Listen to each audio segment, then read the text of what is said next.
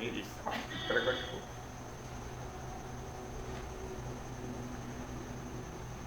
आज तो इस पृथ्वी पर कोई एक बार दर्शन कर लेता है तो उसकी भाग्य की कसौटी ही बदल जाती है।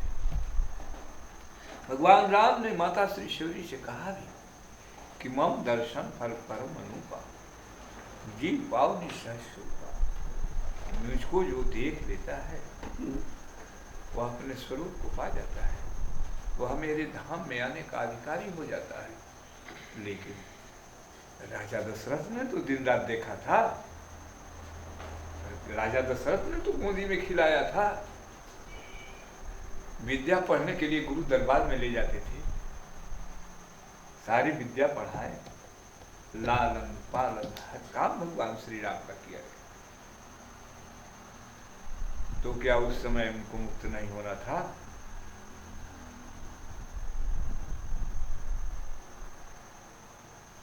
वो तो जाते, लेकिन उन्होंने वात्सल्य प्यार रखा, भगवान राम को ब्रह्म समझ करके ब्रह्म प्यार नहीं रखा। और वही जब राजा राम बने तो सब देवताओं के साथ जब आए, सभी देवता लोग स्तुति किए, भगवान भोलेनाथ भी भगवान श्री राम की स्तुति किए, नारद बाबा भी स्तुति की। उस समय दशरथ जी भी सामने आ गए स्तुति करने के लिए। भगवान राम तो सब कुछ जानने वाले हैं, सर्वांतर्यामी हैं। सोचिए कि अगर ये स्तुति कर देंगे तो रह ही क्या जाएगा, इस धराधाम का एक लेख मिट जाएगा कि पिता ने पुत्र से प्रार्थना किया। तो संसार की मर्यादा रखने के लिए, संसार की मर्यादा रखने के लिए, संसार के नियमों का पालन करने के लिए, संसार रूपी पुल की रक्षा करने के लिए उन्होंने भीतर से ही आदेश कर दिया कि वो परम गति के अधिकारी हो गए। हाँ, बात रही माता श्री कौशल्या की कि चतुर्भुज रूप देखने के बाद भी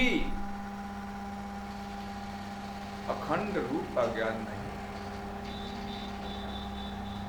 अनंत रूप का ज्ञान नहीं।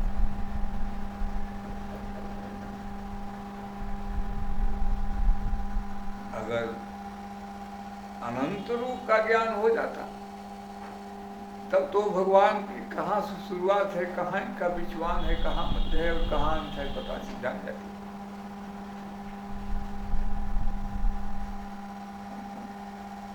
भगवान राम